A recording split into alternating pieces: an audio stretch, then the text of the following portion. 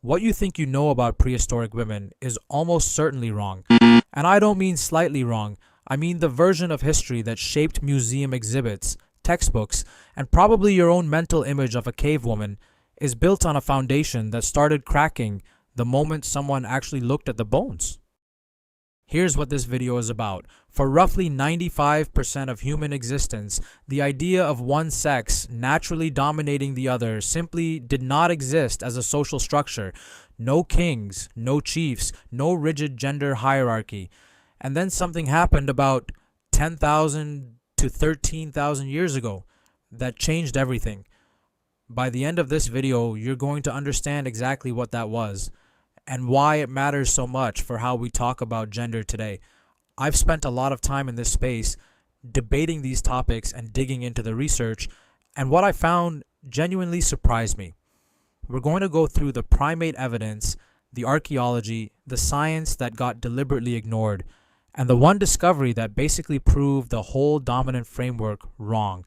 That last part is the one most people haven't heard, and I'm saving it for the end, because once you hear it, the whole picture clicks into place. But first, we need to talk about our relatives.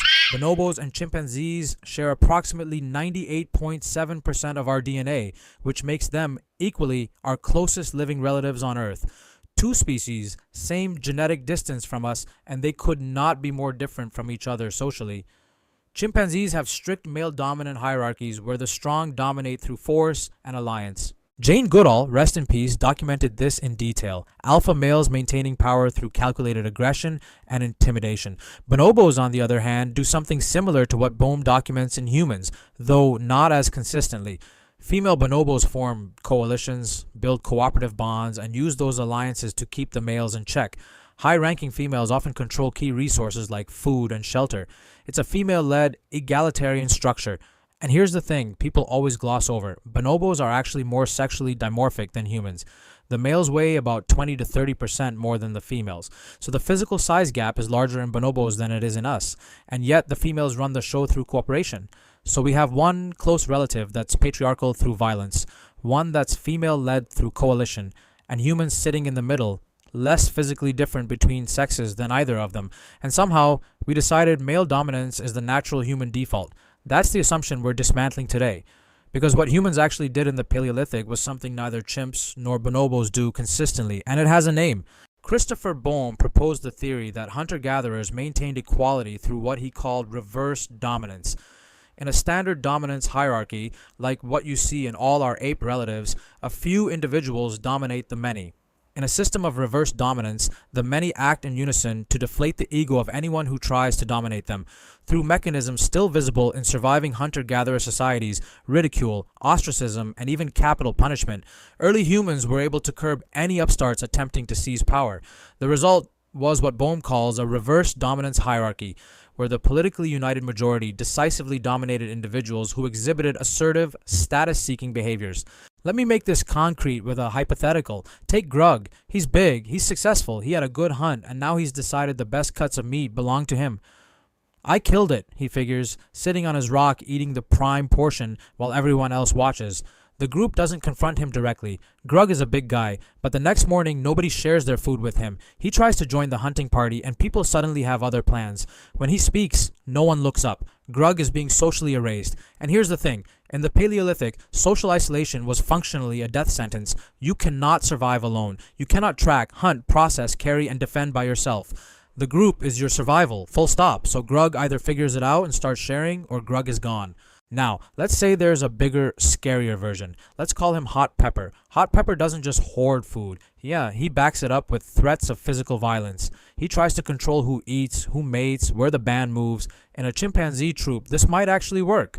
But this is not a troop. This is a band of 30 humans, and every single one of them has a weapon. People can arrest this process by reacting collectively, often preemptively, to curb individuals who show signs of wanting to dominate their fellows. One night, Hot Pepper is gone.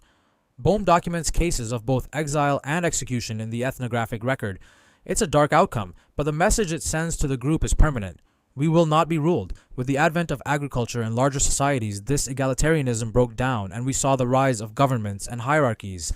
but that's still thousands of years away. For now, the ban runs on consensus. Someone with expertise, someone who knows the migration routes, the seasonal patterns, the water sources, might have real influence in a given moment, but they cannot command. The moment they try, the group has tools to handle it. And now here's the question I want you to hold on to, because I'm going to come back to it. If the group actively suppressed power-seeking behavior, what does that mean for the idea that men naturally dominated women during this entire period? Keep that in your head. We'll get there. Because first, we need to talk about the biggest, most consequential lie in the history of anthropology, and it has a very academic-sounding name: the Man the Hunter Symposium. 1966, University of Chicago. A group of anthropologists gathered to discuss human evolution, and their central argument was that hunting large game was the defining behavior that separated humans from every other primate. It made us smart, creative, and socially complex. And because the assumption going in was that only men hunted, their conclusion was that male behavior specifically drove human evolution forward. The conference proceedings got published in 1968, became the dominant framework in anthropology for decades, shaped museum exhibits, textbooks, pop science, all of it.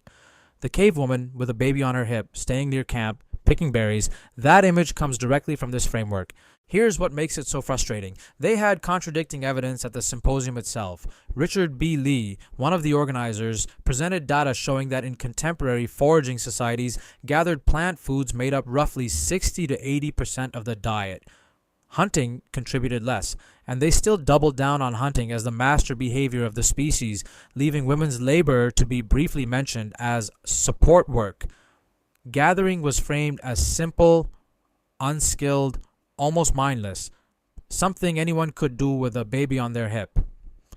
The ideology became the foundation for decades of bad science about gender and human evolution, which is genuinely wild because gathering was not simple at all. A skilled gatherer needed a generational encyclopedic knowledge of hundreds of plant species, which mushroom causes hallucinations, and which one pairs well with your meal, whether the fig tree you spotted 2 weeks ago is ready to harvest yet, how to use digging tools, cutting tools, how to plan multi-day foraging routes around seasonal changes. A well-trained gatherer could feed more people for longer periods of time than the most skilled hunter because gathered food can be stored. The meat you caught yesterday spoils next week. The grain I processed 5 weeks ago is ready whenever we need it. And the knowledge base required to do this safely, to know which plants heal, which plants kill, which mold will stop an infection, that's not a support role. That's the backbone of the band's survival. There's a real example of this, by the way. DNA analysis of 50,000-year-old dental plaque from Neanderthals in the El Cedro N cave revealed traces of penicillin mold, the same mold that produces the natural antibiotic penicillin. Someone in that band knew what that mold did. Someone passed that knowledge down. That's not a footnote. That's medicine. So gathering is more complex than the 1966 framework gave it credit for. And now we get to the part of this that I've been building toward, because it turns out hunting wasn't exclusively male either. And we have the bones to prove it. 9,000-year-old human remains discovered at the Andean highland site of Pacha in Peru appear to have belonged to a woman hunter, buried with a toolkit of projectile points and animal processing implements. Originally, the researchers thought they had unearthed the grave of a man. Osteological and proteomic analysis later revealed the assumed male hunter was actually female. She was between 17 and 19 years old. Her skeletal remains were uncovered alongside a set of big game hunting tools, several projectile points, scrapers, and a back knife used to process game. She was buried with projectile points for killing big game, a knife for field dressing, and scrapers and choppers used to extract bone marrow and process hides.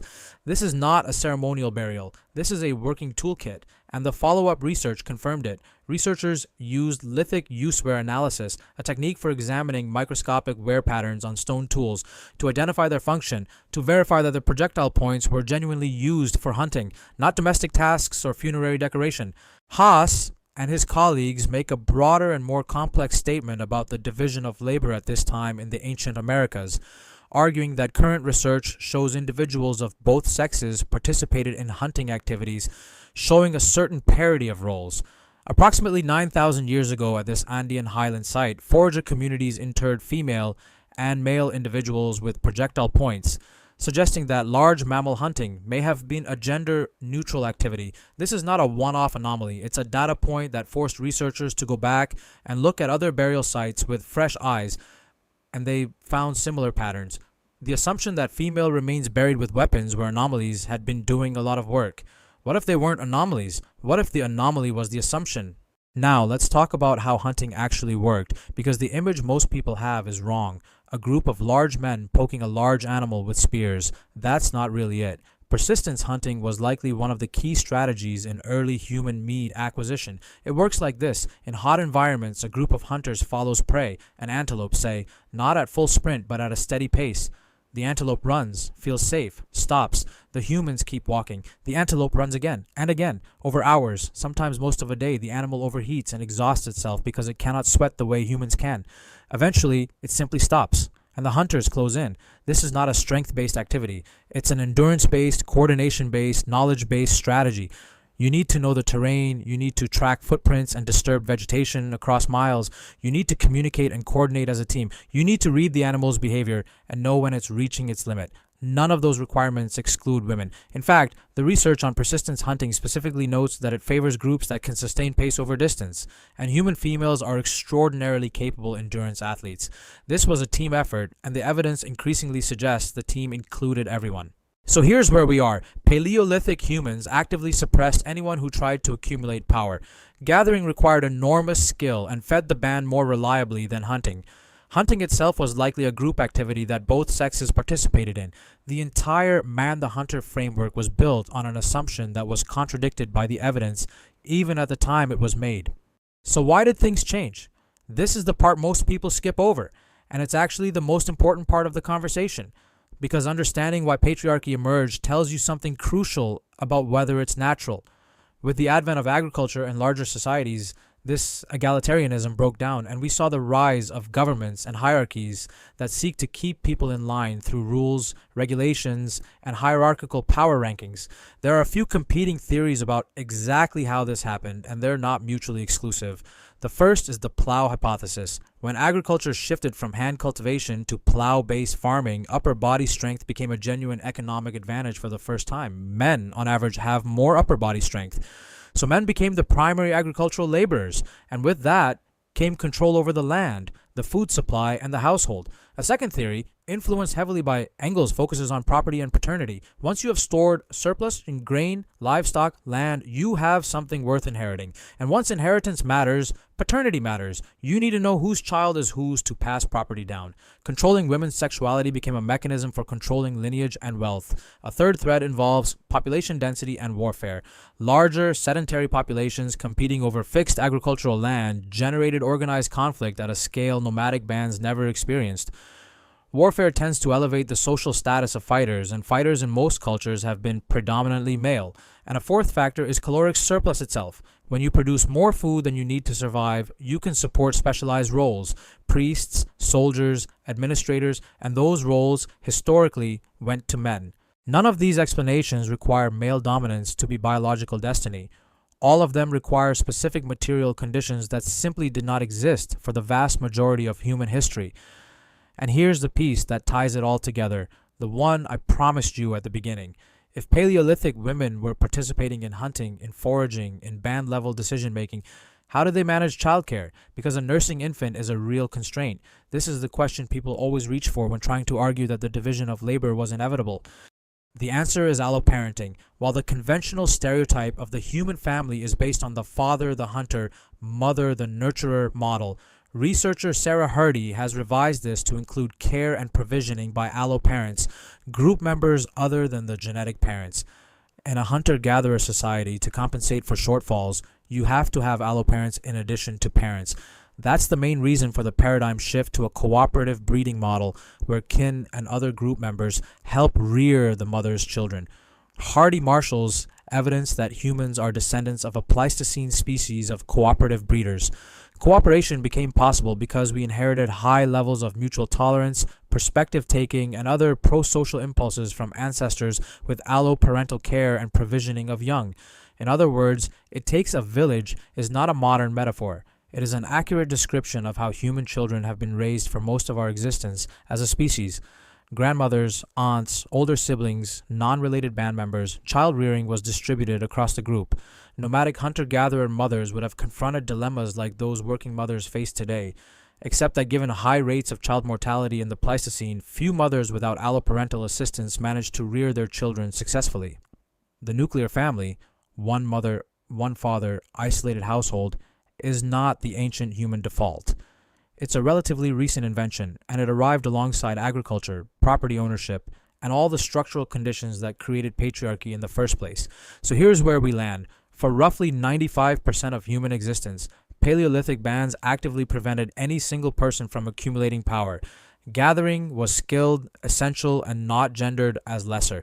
Hunting was likely participated in by both sexes, and we now have archaeological evidence, real bones, real tools, confirmed by microscopic analysis, proving that women hunted big game. Child rearing was a community effort, which meant women were not structurally confined to the home.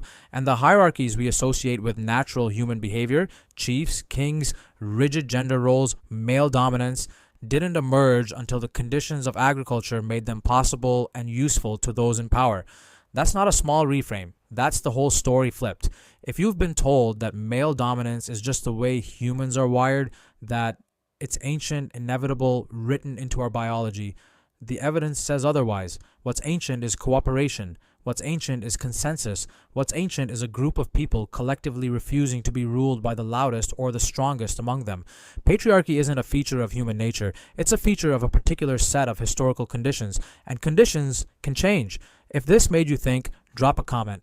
I genuinely want to know which part landed hardest for you. And if you want to keep going down this rabbit hole, my video on how evolutionary biology has been used to justify modern gender norms is exactly where you should go next. It picks up right where this one leaves off.